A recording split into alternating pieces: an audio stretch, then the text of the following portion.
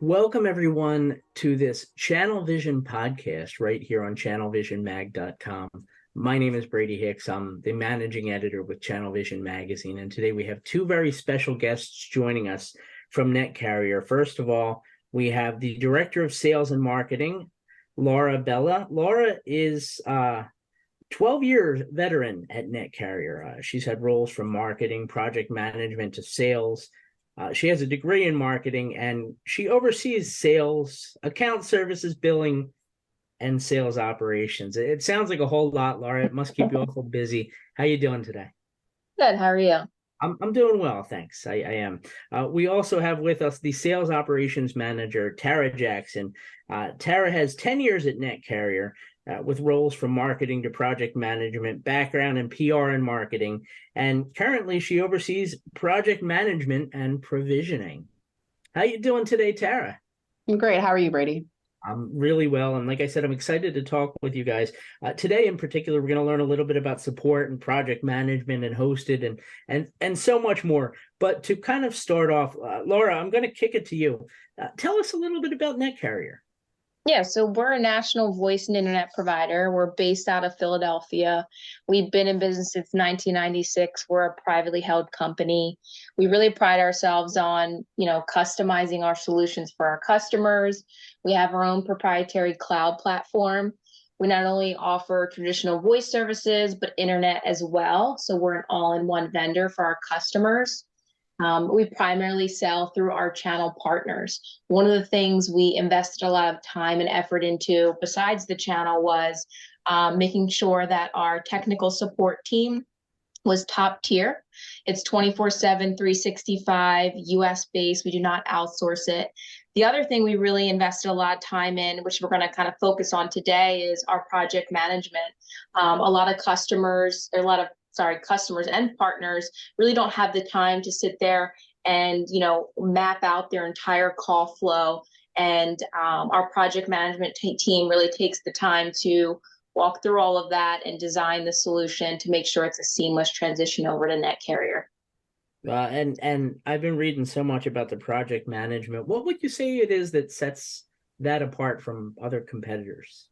Yeah, so I think in a lot of organizations, you see the project management under sort of the operations umbrella. We decided to move it under the sales umbrella, and we did that because it made sure that there was a better alignment with the sales rep and the project management. So a lot of times our sales rep will lean on the project managers, product engineers on the pre-sale side, and really brainstorm call flow, feature suggestions, and design, and to really kind of make it, make sure it fits that customer's business operation.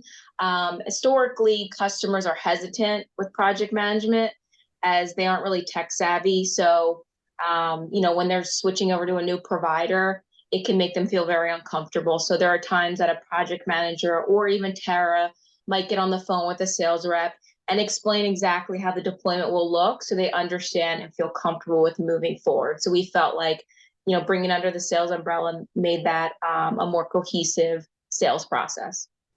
Okay. I was always under the impression that providers, most of them offer project manager for setting up new services. Is that the case? I mean, not necessarily. So some could be based on the size of the customer and their monthly spend with them. More often than not, they really just provide a portal for the customer to sort of go in and build out their own call flow. And if they have questions, they have to call and ask. But with us, it's very white glove. So a project manager is going to get on a call and walk them through the entire process. The customer isn't responsible for building out any of their call flow. And they really don't need to be tech savvy at all. We really make it very simple and easy and make sure the questions we ask are in layman's terms so they, really feel comfortable with it. Okay, very good. Tara, I don't want to neglect you. What kind of info do the project managers review during their process with customers? So to kick it off, our project managers are going to reach out to the customer, introduce themselves, and go over the project timeline. They want to see if there's any specific dates that a customer is trying to hit or trying to avoid. We're also going to send over a questionnaire so that we can get to know a customer's business. What are their current pain points? And then we schedule a configuration call where we really go into the nitty gritty. We go over the call flow. We discuss what they like and don't like about their current system, who it's ringing to. Do they like that? Would they like an alternative? And then we're going to sit down and build out the call flow. And we're going to make recommendations on how to improve efficiency, especially based on those pain points. We're going to review all the phone numbers that are coming over to NetCarrier or numbers that aren't, what numbers are going to faxes, et cetera, things like that. We're also going to get down to talking about department call flow needs. So if there's a sales department that maybe needs a ring group or a call queue, do they need any specific reporting? Make sure things that are going to show up the way that they expect it to. And then if they have any call center applications, we're going to go over that. And then we're going to talk about what's needed on site. So what internet they have, do they have cabling to their workstations? What are they doing with their network switches? Do they have an overhead paging system? We want to kind of get a lay of the land so that we know what the deployment's going to look like. And then we're going to outline it based on all of those things. So we'll talk about, if there needs to be a site survey, what training we're going to provide to them on the new system, and then what the install and activation will look like. Okay, well, it sounds like a whole lot of thought, very comprehensive. It sounds like a whole lot of thought kind of went into it.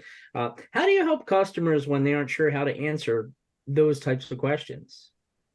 So really, most customers don't know how to answer the questions. They're not experts on technology. Our project managers are going to take the time to kind of explain it in layman's terms and what each feature does, and explain the benefits and tie it into their business. For example, if they have a receptionist whose phone is ringing off the hook and they can't get to every call, we're going to give them the different options, such as call queuing, implementing an auto attendant, or even sending the calls to another person in the office that maybe doesn't have the same workload and can answer it. Okay, that sounds great. What does an actual deployment look like, Tara?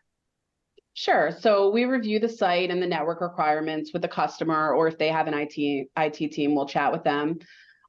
If they aren't comfortable discussing it, like they don't know it enough or they can't verify their cabling, we're actually going to send a technician out to do a site visit. If we're deploying internet for our voice services, we're always going to send a technician out to do a survey. We want to make sure that that circuit that we sent out there was delivered properly and is tested, and all the speeds are coming through the way that we expect. As for installation, most times it's as simple as just plugging the phones in, which customers a lot of times feel comfortable doing if it's just that. However, we always give them the option to send a technician out for an on-site installation. For larger deployments, like 25 users or more, we don't really ask if they're comfortable plugging the phone in. We want to go on site. We want to help them, to get those phones set up. It can be more time consuming when you have 25 or more phones, and we want to be there to support them. Yeah, and part of that installation is also the training. So if a customer has any of our contact center offerings, so we offer like an SMB contact center as well as an enterprise, any of those larger deployments, we're going to actually do a live training with a product engineer and walk them through the different portals and how to utilize the system. We also spend a lot of time creating videos and guides, which we actually have up on our website. We have an entire resource page dedicated to do everything from how to transfer a call to how to use the soft phone application. So they can always access that if they have new employees or anything like that. But they can also call our tech support. Like I said, they're 24/7, 365. It's free to call them and say, hey, I don't know how to transfer a call, or how do I log into my portal, and they can easily walk them through it. So that's also part of the deployment, making sure that we have the proper training.